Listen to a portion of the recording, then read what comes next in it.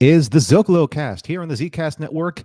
How's everyone doing today? I'm your host, Norman Lau, and unfortunately, Shar can't be with us today, but that's okay because we have a lot to talk about. We have a fantastic show ready for all of you, and I am so excited that we are here to do this for you. Just to let you know, we will be off next week because I will be out of town, and we wanted to take a little bit of a break. It's just because we do this show live and on Sunday mornings, and it's just one of those kind of things where sometimes our schedules just don't line up all the time. But we are super excited to talk about this topic today.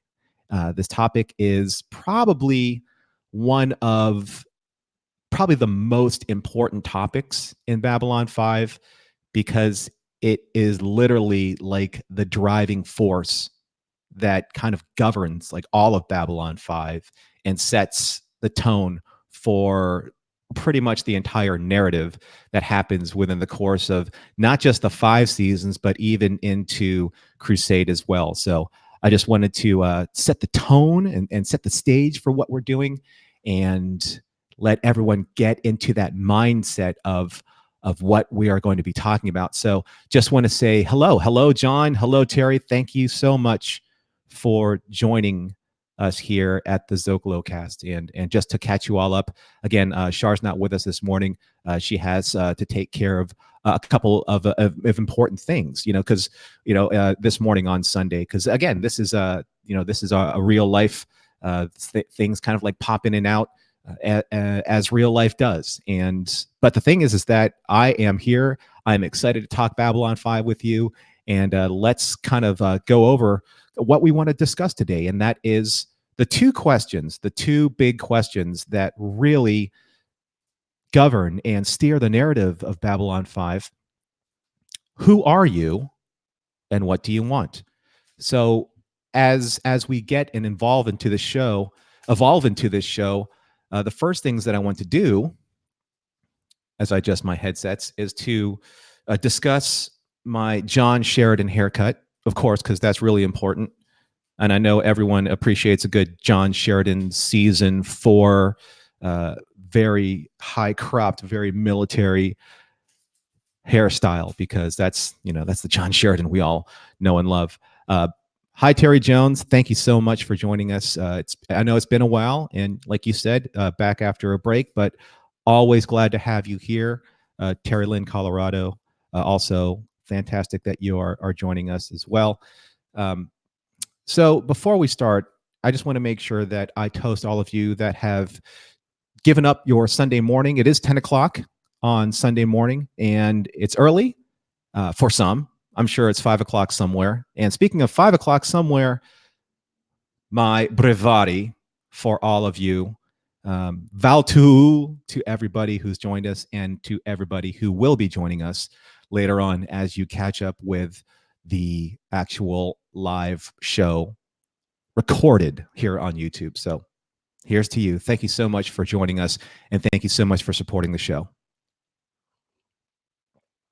Okay, so one of the things that we also talk about here on the Zocalo Cast, and it's not just Babylon 5, but we also talk about a lot of pop culture news. And John, thank you so much for bringing up the passing of Rob Garrison. Rob Garrison played probably one of the most famous, if not most infamous, Cobra Kai from the original Karate Kid, and he played Tommy. Tommy was the one Cobra Kai that everyone, I think, remembers from basically yelling at Johnny Lawrence at the final fight between Johnny and Daniel LaRusso, where he says, "Send him home in a body bag." Yeah. And everyone knows Tommy for that. And also, coincidentally, and this is a spoiler alert for those of you who have not seen Cobra Kai Season 2 on YouTube, they did a tribute to that character because that character was on the verge of passing, and it really showed a different side of the Cobras, whereas they have passed through the trials and the tribulations and the angst of high school. they have gone on to their own lives, and that they know that their own lives have taken on a more real, more consequential meaning. Johnny has gone on to certain things. Some of the Cobra Kai have taken turns in their lives that they never expected, but they all got together to have one last Cobra Kai reunion with Tommy, with Rob Garrison's character. And I'd like to dedicate this show to Rob Garrison, because for the longest time, he became one of the most significant pop culture references of Karate Kid, because so many fans took what he said in that moment, in that really heated moment where he was cheering on Johnny, as a meme and as a social media snippet. So it is sad when we lose, our stars. When we lose those people that have meant so much to us in pop culture, and that's the truth. And that's also, I would like to dedicate this show to the passing of Aaron Eisenberg, who played Nog on Deep Space Nine. I don't think we mentioned that in the last show, but that's something that's really important, again, to us, and to make us reflect on not just our fandom, but the people in our fandom, the celebrities and the stars and the actors, actresses, and all the talent that goes behind what we love so much. And as Babylon 5 fans, we're no stranger to that. We have lost so many of our own.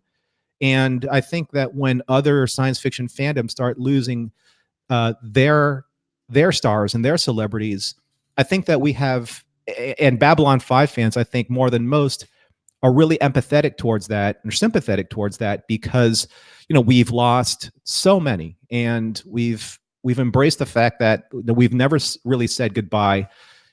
They live on in our memory, and they live on in the history of what we watch and what we rewatch, and we are always eternally grateful for what they have brought to us, to our lives, and the meaning of why we watch our fandoms, because we connect with these characters, and we internalize these characters, and in many ways we become not only just friends of the characters, but friends of the talent and the actors and actresses and the people behind the scenes as well. And that just goes for the actors, that goes for the production designers, the costumers, the set designers. Gian Iacovelli has been a huge influence to me as a graphic designer, as an artist. So yes, so let's all kind of raise our glasses again and vow to those who have gone beyond the rim. Slice of Sci-Fi, thanks so much for joining us. Good to see you. And just to catch everybody up, and we're going to launch right into it now. What we're talking about, excuse me, what we're talking about today on the Zocalo cast is something that kind of organically grew from the last conversation that Shar and I were talking about the desert island scenario. Is that, what are these characters about, and what shaped these characters throughout the course of the narratives?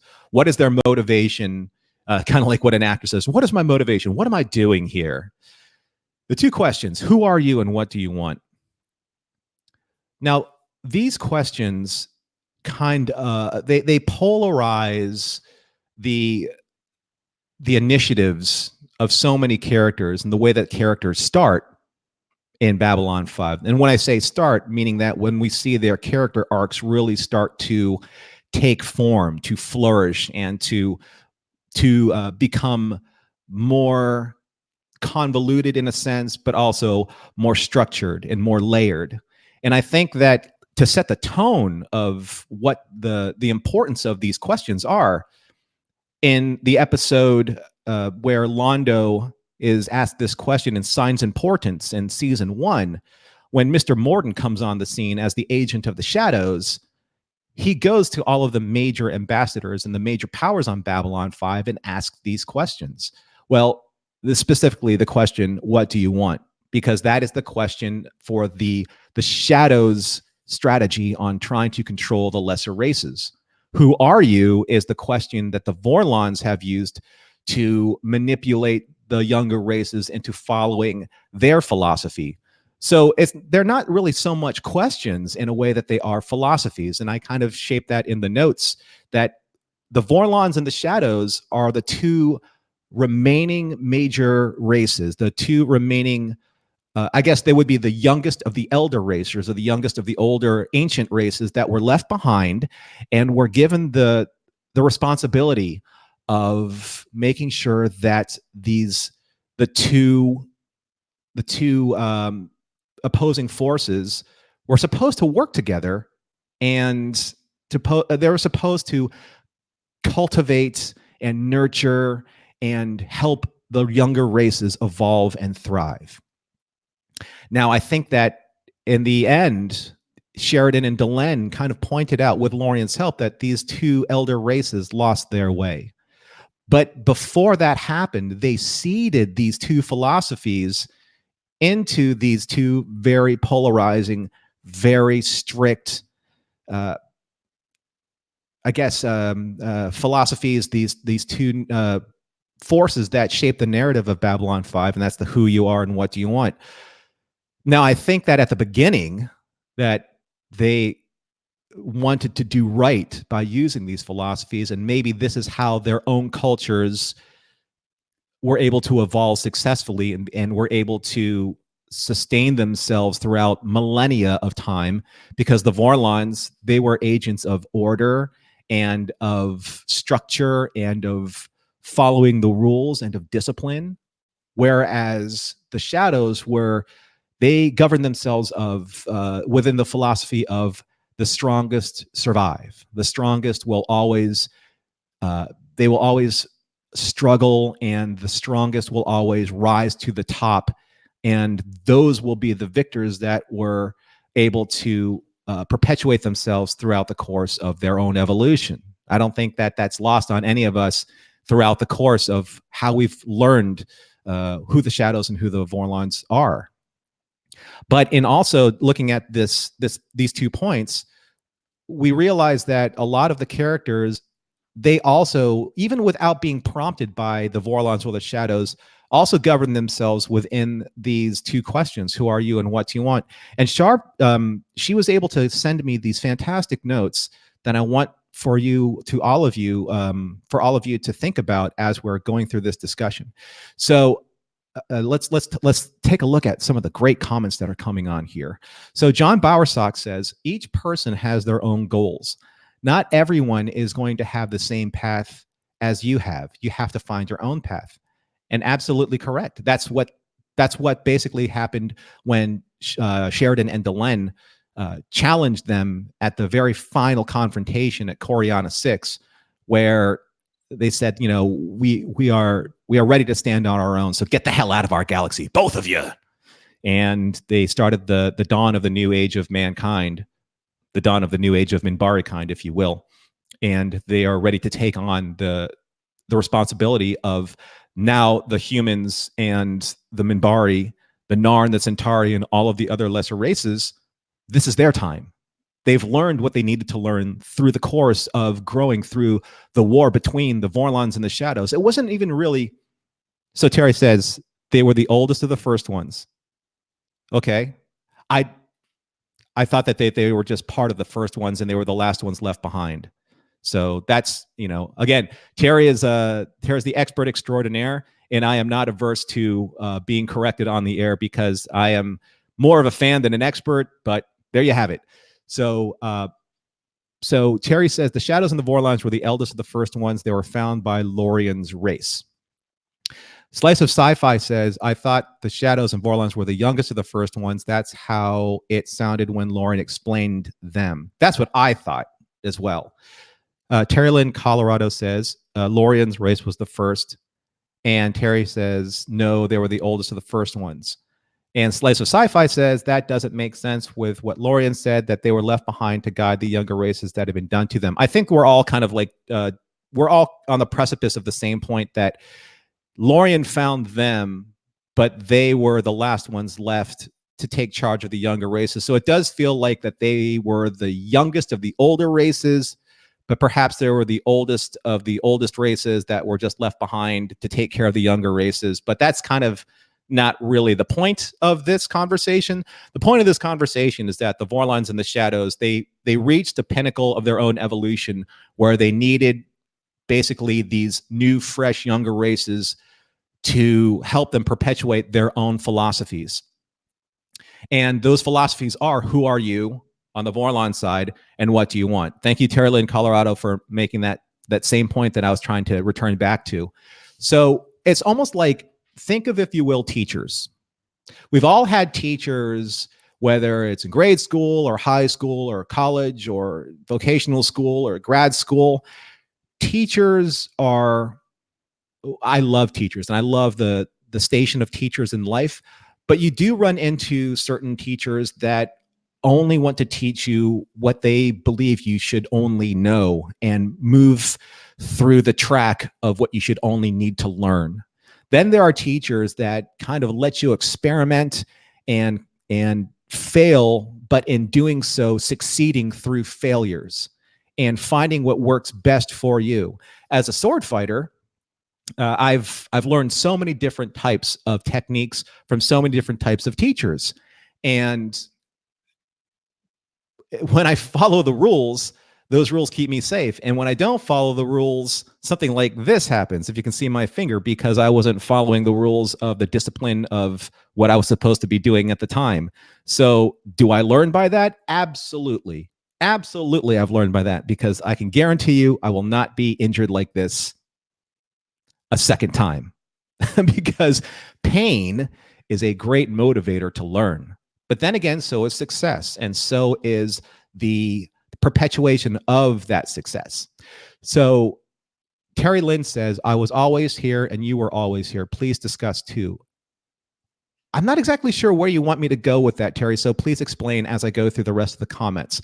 Terry Jones says, the Shadows and VORLONS and other first ones worked to a common purpose before they had a philosophical disagreement around how to help the younger races. And, you know, that's true. And that's very almost Tolkien-esque in a way, because one of the things that we do know about Joe's the history and how he writes, and one of the things that he is a fan of is being a fan of Tolkien and Lord of the Rings. And basically in the Silmarillion being the Tolkien universe version of the Genesis of Middle Earth, there are like the older races being the elves and the dwarves, and even on the darker side, you know, you have the orcs, and you have the Balrog, the Ainur, the older angels, the Istari, the wizards, the Balrogs on the other side being kind of like the darker version of those Istari.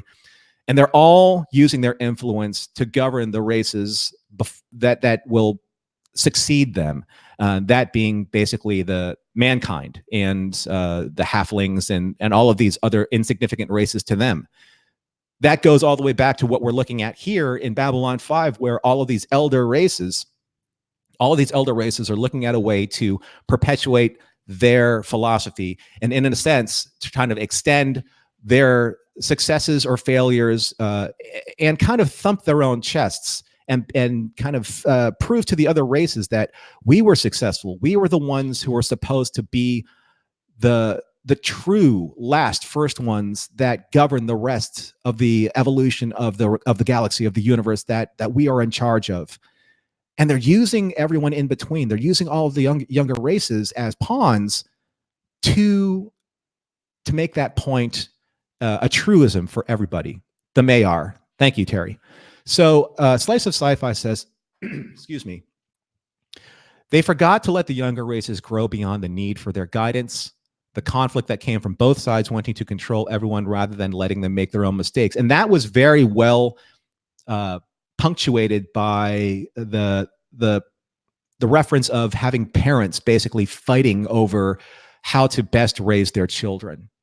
And I think that in a sense is a very simplistic term, but everyone can kind of visualize that in a way where you're looking at two parents arguing over the dinner table of, you know, who did this right, who did this wrong, what have you learned from this?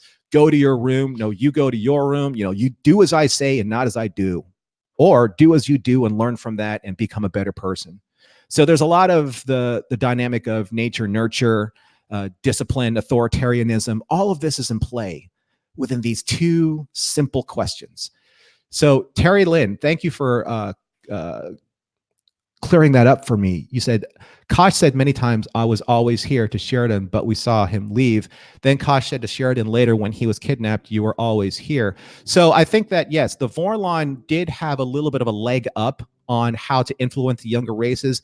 And that, I believe, goes all the way back to them manipulating all of the players. And we're talking about Sinclair, Delenn, the Minbari, and their faith in the Vorlons as being, quote unquote, on the side of good and on the side of light, and using that as a way to make sure that Babylon 4 was indeed taken over and captured and brought back through time, so that they will always have that anchor point to push the shadows back, and for them to always have the initiative and the foothold of being able to manipulate the younger races. That's something that we really shouldn't gloss over. That's the reason why Babylon 4 and why the Vorlons were so involved with the Minbari, because they took the most advanced of the younger races, influenced them when they could, made sure that they had a station of operations to push the shadows back 1,000 years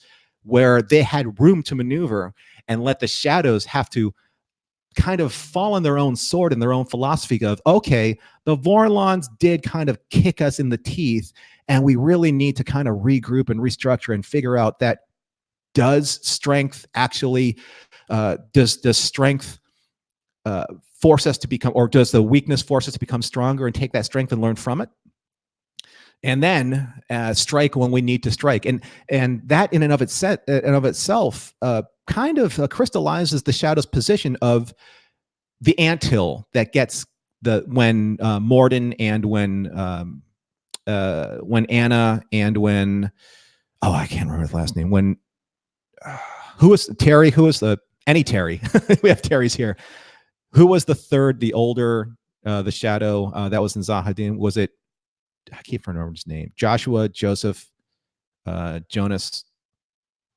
Why don't I remember his name? Anyway, they're talking about the anthill, and they're talking about the anthill, that every time the anthill gets kicked over, it becomes stronger. The ants become smarter, and they understand that they have to build a better, stronger, and more resilient anthill, so that the next time it gets kicked down, it becomes better, stronger, more evolved, and even more defensible. Justin, thank you. Thank you very much, Slice of Sci-Fi, Justin. So where are we now with this narrative? So we're talking about, were the Vorlons and were the Shadows truly influential from a point of fairness? Okay, from a point of fairness, as they were charged with helping these younger races evolve. Now, I want to kind of put that aside a little bit, because I wanted to get to Shar's notes, because Shar, she sent me some fantastic notes about the questions that she believed shaped who the main characters are. And she said that for Sheridan, if asked these questions and for their responses, she said that, Sheridan, who are you? And this is what she believed that they would answer with. Who are you? Sheridan would say, the center of change. What do you want? To fight for and defend the truth. And the cause of this is paving the way for intergalactic peace. The reason why that she went this route with these questions and answers is because what we wanted to get to is that comes the Inquisitor moment, where Sebastian pretty much was this living crucible, and the level of questioning that he put Delenn through and Delenn suffered through burned away all of the detritus and all the extraneous and extemporaneous, the being of her, what she believed she is, and what she actually truly is from a existential standpoint. Who are you? Delenn, ambassador to the Minbari. No, he goes, those are all titles. Those are all what society, what your government, what religion, what everyone has heaped upon you as a being. But who are you? And what do you want? What motivates you? What are the reasons of your being? And I don't think that in this case, those two questions are mutually exclusive, because in understanding who you are, you understand what motivates you, what you want. Does that make sense? Does anyone agree or disagree with that point? Am I going a little too off the reservation here? Because I don't think so. I think that that's where these questions are hand in hand, and I think that the Vorlons and the shadows, they really do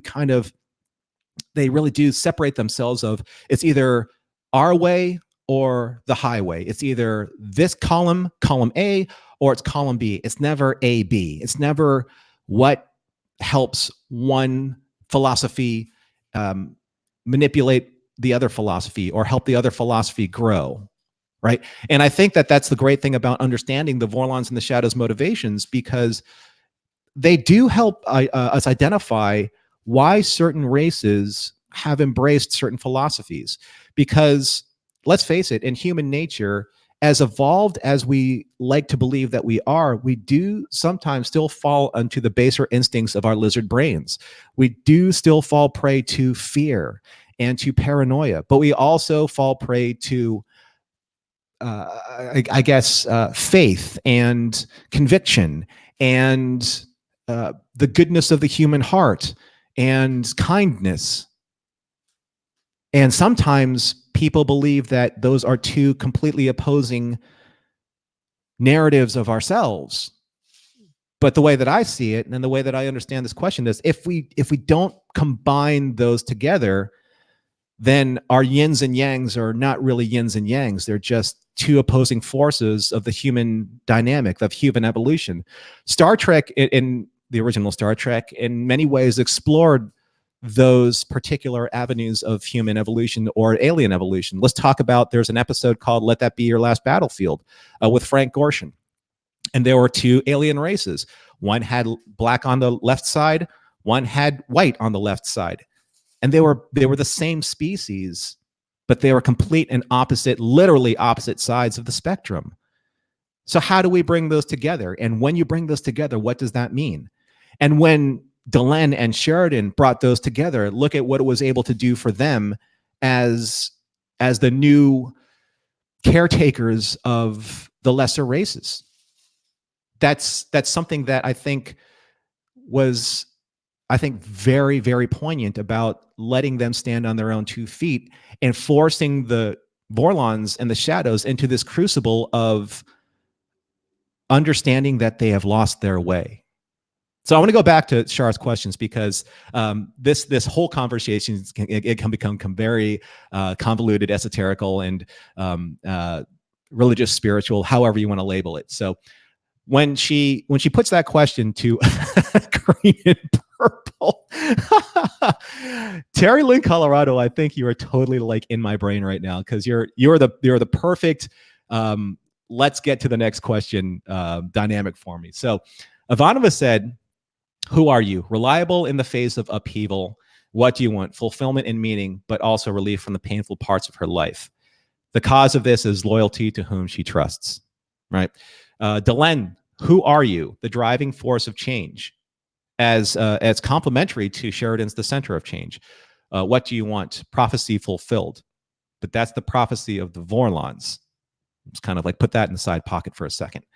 And the cause, defending and protecting life. Also on the side of the Vorlons, because the Vorlons are about order and control and obedience. And in that sense, that falls into the manipulated Minbari faith of doing so to protect life. Whereas the shadows, they are about making sure that the strongest survive. And that's through war and through chaos and, in a sense, through anarchy. Londo. Okay, so the catalyst for these two questions in specific, and especially where the narrative of Babylon 5 is concerned, is Londo.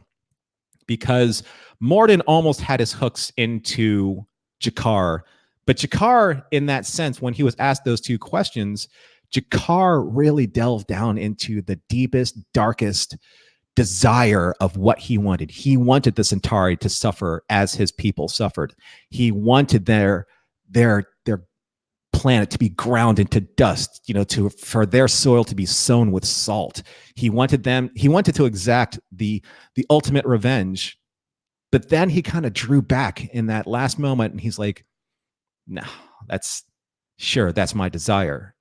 But I think he understood. I think the religious side of G'Kar is like, at what cost? And we saw what cost, and we saw what changed him. But it was an interesting answer nonetheless. So Morden's like, okay, he's not quite on board, and there's not a catalyst like the eye of the Centauri Republic for him to be able to manipulate his, and when I say his, Morden's agenda, and that was through Londo, because Londo was very much at the weakest point of all of his own personal struggles. Personal struggles being he wanted the Centauri to be great again. Make Centauri great again. Pardon the political reference at the time. Londo wanted things to be what they were, or what he believed that they were when the Centauri was at their height. But remember, when Centauri was at their height, they were conquering parts of the galaxy very much like, expansionist beliefs where, at their height, they crushed the Narn. Think about that. Londo wanted things the way they used to be. And when he said used to be, Londo wanted them used to be in the order of what the Centauri deemed them to be. Order, right? But where did that order lead them? It led them to stagnation. It led them to a failing government, an aging society, a decadent republic. So Morden preyed upon that fear of, if they returned back to something that was that decadent and crumbled, he gave him the strength. He gave Londo and the Centauri the strength to show what true strength really can accomplish. And that's not necessarily returning Centauri to the Great Republic. That was making Centauri greater than it once was. And that's where Lord Rifa really understood what was going on, even though that he wasn't technically the political pawn or the universal pawn that Londo became. But in a way, I almost think that Morden saw Londo as the weak point, the weak link in the chain, in order for him to get to the true power that was manipulating Centauri Prime and the Centauri Republic, and that was Rifa. But that's a completely other discussion. That's just the way that I see it. So going to Char's notes again, she says, for G'Kar, who are you? The voice of reason. What do you want? Peace and prosperity. Cause, fighting for the greater good. And I think that ultimately that's where G'Kar wanted to get to, but not the G'Kar that Morden was able to, that Morden tried to manipulate. And you're right, Terry, that G'Kar was too narrow in his views, not enough for the shadows. Because yeah, right, if G'Kar was given that power, all he really would have done was exact his revenge on the Centauri. He had really no beef with anybody else. He'd had no beef with the Minbari, no beef with the humans, no beef with really anyone from the League of Non-Aligned Worlds. He just wanted revenge on the Centauri. And you're right, that wasn't enough for what Morden, as the agent of the shadows and as the governor of their political and philosophical desires, wanted, right? Wanted for the basically spreading chaos throughout all of the other races to see which other races evolved. And I think that G'Kar would have been fine with, let's reduce the Centauri to ashes, and then I'm good. I'm good. Do whatever you want with the rest of the universe. I don't care, as long as I exact my revenge. So yeah, I think I totally agree with you saying that. John Bowersock says, loyalty reminds me of Joe's family with the German Nazis. You were either loyal or you were a traitor to the enemy of the state. There was no gray area. And that's true. And I think it's interesting that you bring the gray into this equation, because I think that that's where kind of like the dynamic of things like the Gray Council or the Army of Light, these nebulous powers that are neither light nor dark, either Vorlon or shadow, really start questioning, what are we doing? Who are we and what do we want? Because Sheridan, he didn't just want to blindly follow the Earth Alliance's orders to do these certain things like Night Watch, Home Guard, all of these ways that Clark was trying to polarize his position within the human governments. At the same way, Delenn, she was an agent of change because she felt that the Gray Council has lost their way. She broke the Gray Council because she felt that they were only going towards the side of the Minbari belief of how they're supposed to stay away from this conflict, how order has kept them sustained for all this time at the height of their cultural and technological and spiritual power. And in many ways, all of the younger races kind of feared the Minbari, which allowed them maintain order over the younger races. I mean, let's that's a point that really can't be glossed over, because there, even in when Londo said in the beginning, it's like, even at the height of Centauri's expansion, we never ever crossed the Minbari. And the humans, they were like, okay, whatever, we've handled the Dilgar, we can handle the Minbari. There was kind of a smidgen of both Vorlon and Shadow already happening with the humans, and that's why I believe that Delenn believed that the secret was the humans. And the Vorlons, they believed that the secret, or at least Jakar believed that the secret was the humans, the secret to tying all of this together. And that, again, leads for another fantastic discussion.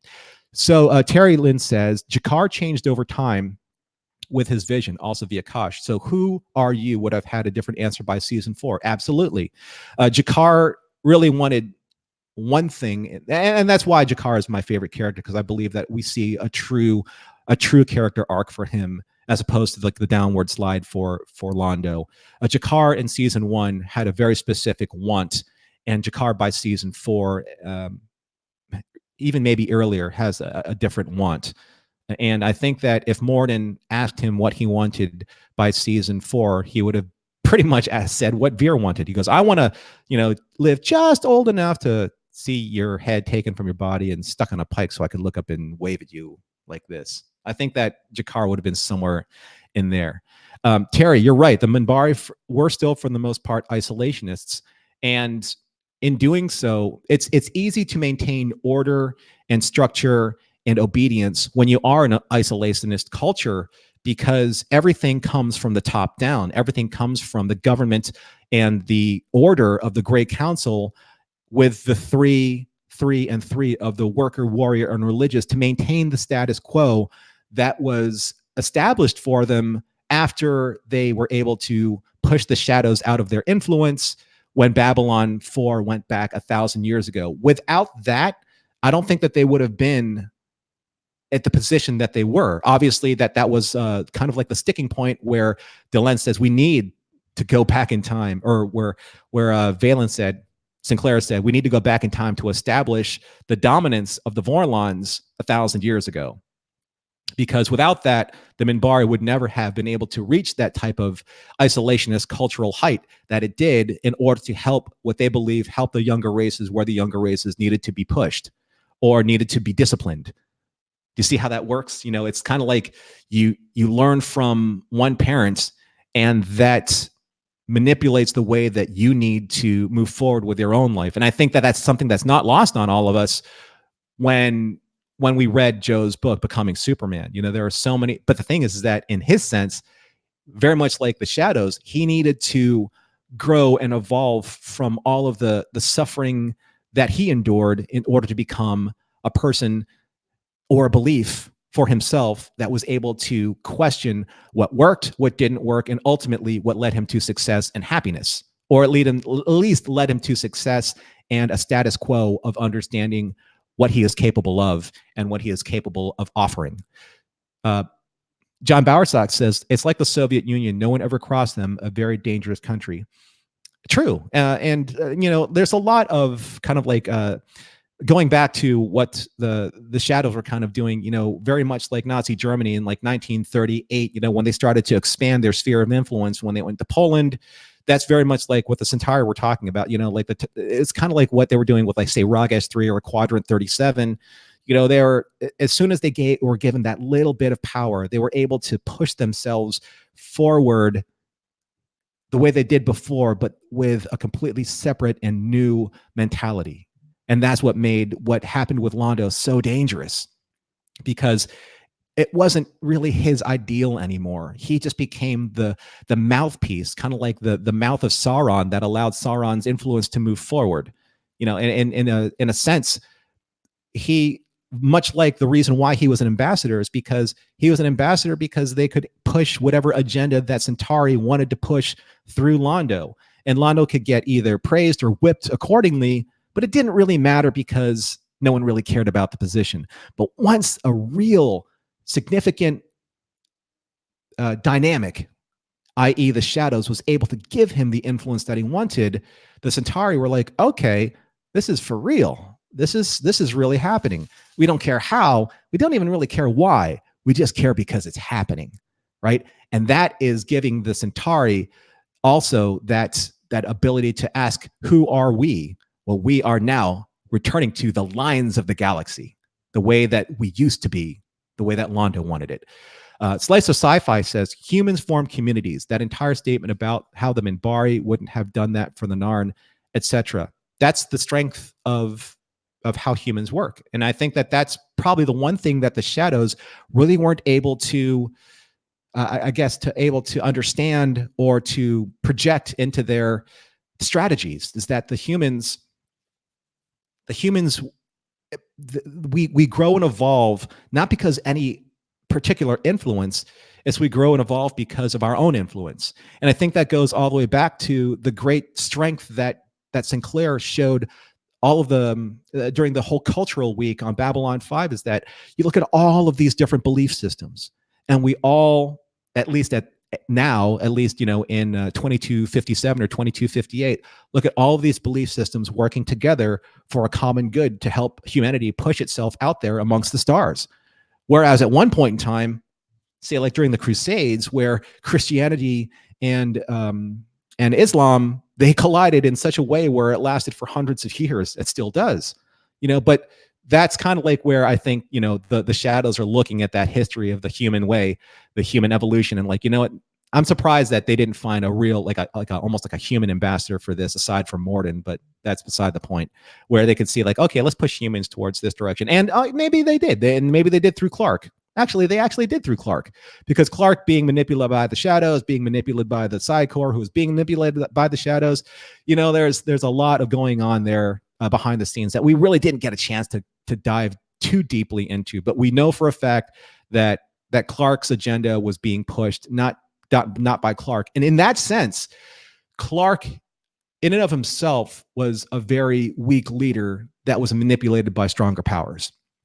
Much like Londo, you know, like Ivanova said, you know, I think I'm going to vote for Marie Crane, because I believe that a leader should have a strong chin. Santiago has no chin, and his vice president has several. Right? So, you can already see the way, you know, the way they portrayed Clark is already someone who can be easily pushed around, easily manipulated by forces that offer him power and influence and riches, as long as he becomes the mouthpiece of whatever agenda that they want to give him, whether it was the Vorlons who got to him first, or whether it was the Shadows who got to him first. And in this case, obviously, it was the Shadows. So going all the way back to a couple of Shar's other characters here on her list. So Garibaldi, when it comes to who are you and what do you want, two questions that shaped these characters. Garibaldi, who are you? The equalizer. What do you want? Stability. Cause, belief in the rule of law and defending against those who violate it. Now, it sounds a lot like he would side on the side of Vorlons, because Vorlons are about order, stability, and structure, and the rule of law. And Lanier, who are you? Devout and loyal. What do you want? Love, cause, devotion. So there's in and of itself that also kind of falls into what the Vorlons wanted, because devout, loyal, order, following the rules, following the pattern of what was set forth before him. So, you know, we have about 15, 20 minutes left in this conversation. I would really love to start tackling and breaking down what we've been talking about from the standpoint of who are you and what do you want from the show. Has that influenced you in any way in your life? Do you find that you struggled with following the rule of law and order? In this case, for me, I've always struggled with religion. I was baptized Roman Catholic, and for the first, I would say, 9-10 years of my life, that was the governing rule of law that influenced my life, because I was born into a Catholic family, and then my family was born into their Catholic families. So much kind of like the Vorlons, I was born into a philosophy and a belief system that I did not choose for myself. And I know a lot of people that are born into religious philosophies are very much in that same dynamic. But there was a point in time in my life where, and I'm not sure exactly how it happens, and maybe it's just because this is the way that human nature is, and going all the way back to, the humans being the catalyst of the third age of mankind. I chose to challenge a lot of these philosophies, especially in the Catholic faith, because it's something that I felt that never allowed me to grow as a person. Did it cement my faith in many things? Yes. But it also curtailed a lot of my own personal growth, because through the fear of breaking those tenets of that faith, I didn't allow myself to explore what really mattered to me most. And in that sense, I kind of understand where Justin and Anna and Morden are coming from when it comes to the shadows philosophy. And I think that there's something that Shar and I discussed, and I'd love to hear your thoughts on it. Because Joe decided to use these two very iconic ways of portraying these two forces, the angelic side of the Vorlons, especially when Kosh revealed himself to being this angelic spiritual being of light to all of these races, versus seeing the shadows for the first time and these horrific, spidery, insectoid looking type of creatures. Did that give us the chance to be fair about these philosophies based solely on what we felt emotionally in terms of the reaction that we had to these forces? Flip those two ideals around, and would you be as attuned to believing these philosophies order coming from something that we inherently find that drives fear into us, like black widow spiders or giant arachnid creatures or things of that type of imposing nature of us psychologically, versus would we really feel like these chaotic types of influences or beliefs come from these beings that are beautiful and are so wonderfully portrayed with this gorgeous armor and all of these trappings of being holy and blessed? Does that now change kind of like the way that you think about these philosophies? I mean, we are kind of pigeonholed in a way into believing that good and evil exist in the universe based solely on how we interpret how we saw these two forces, these two beings, the very first time that we saw them in Babylon 5. And remember, much like the Minbari and the humans, we were manipulated into understanding their points of view based solely on how they were delivered to us in the narrative of Babylon 5. We never really had a chance to understand the shadows if they were brought to us by, say, just if Justin just sat down with us for a cup of coffee at the very beginning of a season 1 episode. Maybe in Signs of Importance. What if it was him instead of this very slick used car salesman type approach that Morden had? What if it was just this dodgering older man who says, let's have a discussion in fresh air. Let's have a cup of coffee and talk about your philosophies of what do you want out of life? What do you need? What matters most to you? I think that would have been completely subversive when it finally came down to, oh, these are the shadows. Huh.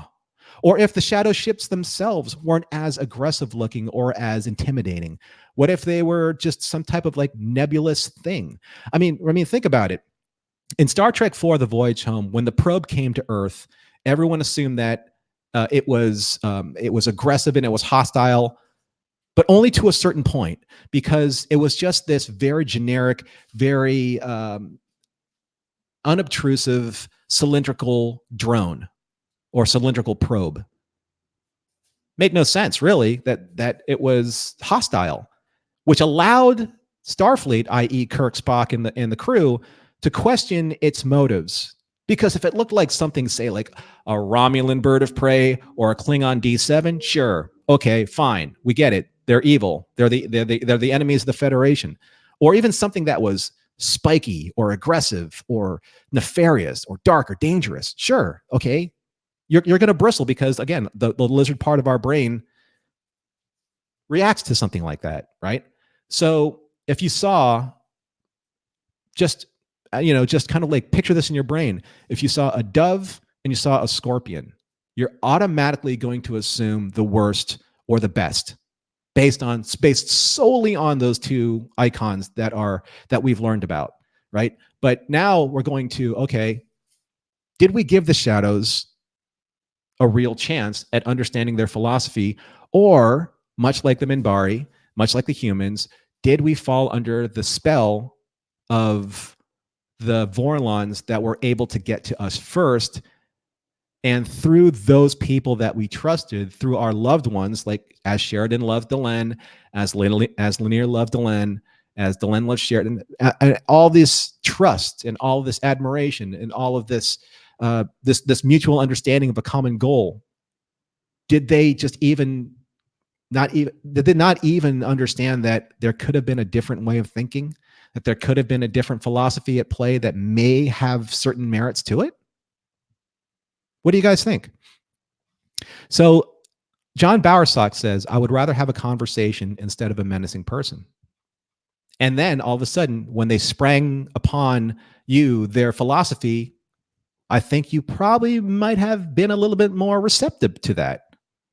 Terry Lynn, Colorado says, it is our human brain working. Our soul/spirit has always known. Very well possible. Spock said only human arrogance would appear to be a threat to human race, is what Spock said. That's right. It's like arrogance would assume that this probe was hostile, but as the data shows that its energies were pointed at Earth's oceans. So sure, there is a little bit of human arrogance at play, and much like First Contact with the Minbari, with the Prometheus, human arrogance was at play. They're like, oh, if they're more advanced than us, obviously they're going to be more hostile. Terry Lynn, Colorado, read the comment about that, Norm.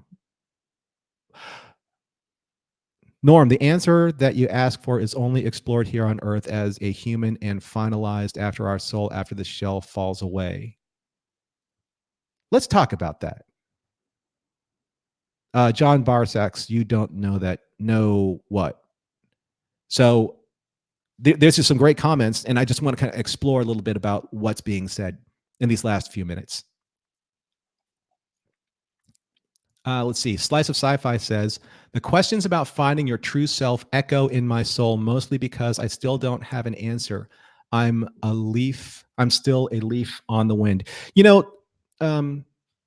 Slice of Sci-Fi, I completely understand where you're coming from with that, because we're all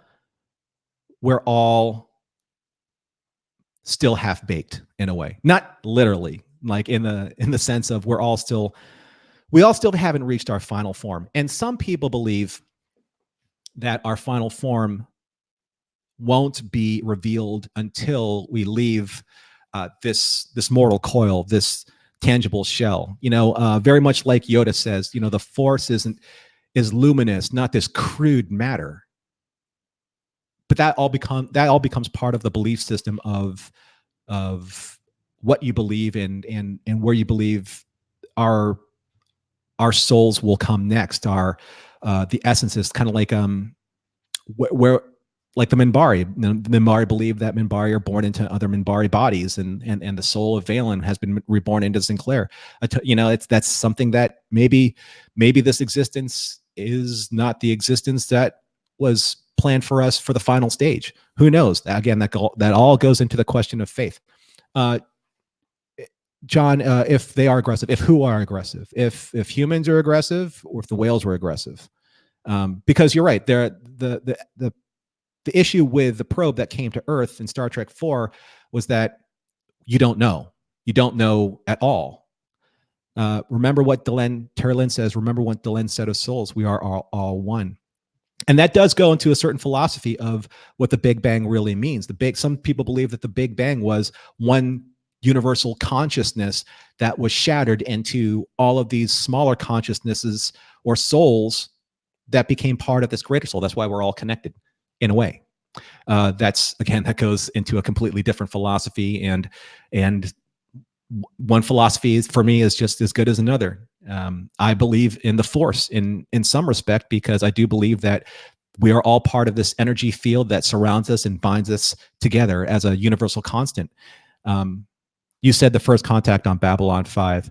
You're right. We didn't know if the Minbari were aggressive. And the thing is, I think that's something that the Shadows really wanted to kind of use to their advantage and to bolster their argument, is that the Minbari, this whole race based on order and discipline, and the humans, this wild card that was out there exploring space, when they came together, what happened was, what the Shadows really were trying to get as is that, you know what, these mistakes can and will happen in the course of the chaos dynamic that is this universal constant of energy. The Minbaris are of a certain energy. The humans are of a certain energy. They've evolved. They've become these two opposing powers for whatever reason. And what really kind of punctuates the truth of the Shadows' position is conflict. Conflict didn't exist until they came together. The beings of order and these beings of unknown. Conflict happened, and who became the stronger from that conflict? They both did, in a sense, because in that conflict, the Minbari understood that, and they would never have learned that Valen was of a human soul. That is what this conflict brought together. In the grand scheme of things, they would never have learned that if it weren't for what basically culminated into that one specific moment. The true catalyst of the Battle of the Line is when Delenn captured Sinclair and they discovered that he was the soul of Valen. That changed everything. Does Shar have notes on this, Norm? On mine or on hers? My notes are filibuster. I filibuster these points from Unagi. So my notes don't exist particularly, but Shar's notes do exist. So I can post those to the Facebook page for sure. So we have a couple minutes left, and I would love to wrap up this conversation with just, I'm so glad that we were able to talk about these two questions, because these two questions really do kind of lead us through the narrative of almost every single motivation in Babylon 5. Because the who are you question, the Vorlons, there's a lot that you can say about that from when Sheridan is encountered with that very same question. And that in the pit of Zahadum, where Lorian's basically giving him that chance. Who are you? Why? I know this may sound a little comedic, but it's kind of like that scene in The Princess Bride where they're trying to bring back Wesley to life in Miracle Max's hut. And he's like, no, who are you? Like, what do you want? Like, what is your life worth living for? And then when they push into his lungs, he releases that true love. That's the exact same scene in the pit of Zahadum. That's when John says, like, why do you want to live? Who are you? What's worth living for? And he said Delenn in that last moment. And understanding that Delenn pretty much answered the same way when she was being when she was being grilled by the Inquisitor, by Sebastian. They both realized, as an Minbari and as a human, that they all want the same thing. They all want that one moment of truth. And that one moment of truth for both of them is finding that true love within each other. So, in a sense, they do answer that question. I do. I really. Okay, so maybe it's something that I might save for an Ask Norm Anything, because something that really does, and I'm going to just take up the last few minutes here. Something that really does matter a lot to me is spirituality, because I believe that in understanding spirituality of all forms, we have a better understanding of ourselves. And believe it or not, that came from Babylon 5. That's the catalyst of helping me answer those personal questions for myself came from Babylon 5, came from these two questions, which is why this conversation is very important to me. Who are you? Who am I? What do I want? What do I really want? And I think that the answers today may be different from the answers 10 years from now. So that's something that, again, we're all evolving as people and as energy beings, as souls, if you will, or as dynamics or forces of nature. So those all kind of come and change. But I want to get to these other questions here. Interesting thought, Norm. Thanks for bringing that up. Always, Terry. I'm always here to talk about these types of subject matters. Slice of sci-fi, random, shiny distraction. Norm, is that a Qatari over your shoulder on your wall? I wish. And if you know who built those original Qatari, I will spend beyond the amounts of Centauri ducats to make those happen. Because I know blacksmiths. I just need to find the plans. I need to find the plans for those and that really awesome box, the dueling box that they had in the episode Knives when Urza and Londo fought in the Qatari, in the Moraga with the Qatari. No, does Shar address this spiritual stuff? Well, I think that I'll have to let Shar answer that one. I can't really speak for her on that. That's too important a subject for me to just assume.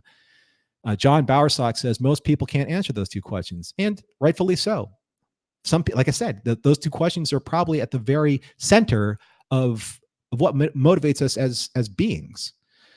John, we will never have that. Terry Lynn says, John, we will never have that answer. It is the exploration that counts unless one denies one's existence. And that's true. It's the exploration of what we go through within this lifetime. That do we believe that it's going to continue, or do we believe that it ends here? That's up to your faith. I don't have an answer for that. I believe that in some way that it lives on, either through the memories of who we are, the trappings of what we have, or the spirituality and the faith that we will be reincarnated into a different existence. That's a completely different subject altogether. And maybe I'll throw that out there for Ask Norm Anything, because that's a very heavy spiritual discussion, something that I am not averse to having. It's just that I don't have the time for it right now. Let's see. John Barsek says, very true. And Terrelyn Colorado says, me too. Okay, everyone. So that was a fantastic discussion. And I think that really we only were able to scratch the surface on what these two questions really mean, not just in the history of Babylon 5, not just in the narrative of Babylon 5, but what that means to us as we're watching the show. Remember, when you watch the show, you're armed with so many new tools to appreciate and explore the show with. In reading Becoming Superman, Joe's Becoming Superman, now you understand kind of like the motivations of why he was able to frame certain situations the way they were in the show, and to find new meanings behind those situations. Now you can ask these questions of yourself and of ourselves as we watch. Who are you? Who are you as a viewer of this show? What do you want to get out of the show? Who are you as the audience that was manipulated early on into believing what the shadows believed? What do you want? Do you want to change your opinion of the show? Does this information now give you a new way of looking at the subject matter? I think that's really important when it comes to rewatching a lot of this, because now it's not just this universal constant of what we know as opposed to what we can explore. Okay. So that's pretty much it for me. I think that was a fantastic conversation. Again, if you like what you have heard on this conversation, please like, share, and subscribe down in the comments below. Please support us on our TeePublic store, and please wear our logoed merchandise as you will. It just helps us pay for some of the expenses that we have on the show, server expenses, all those types of production expenses. But for the most important part that I want to leave you all with is that there is not, there are no specific right or wrong answers to these questions. It's really how these questions help you govern yourself as you go through your fandom, as you go through life, and as you find new meaning in all of the questions that allow you to kind of embrace new ideas, to unearth certain things that are uncomfortable, and to find new ways of looking at everything that you value that's important in life, or that you find that, you know what, that's just not me anymore. Because there's one thing that I always believe about about us as fans and about us as human beings is that we're always finding something new to better ourselves. And it's up to us to ask these questions. Are these things really truly bettering ourselves as people? What works for us? What doesn't work for us? Embrace those and allow other people to embrace what they believe and find that common ground and that fantastic dynamic and that energy in those discussions, because in learning those differences is what brings us together. So that's my little soapbox philosophy for you. Thank you so much for joining me and for this conversation this morning. I don't know, maybe the spirituality of Sunday got to me a little more than I thought it would. Either way, I appreciate all the support. Shar and I appreciate all the support that you're giving the show. And if you liked what you heard, please share with your friends as well. So until next time, be seeing you.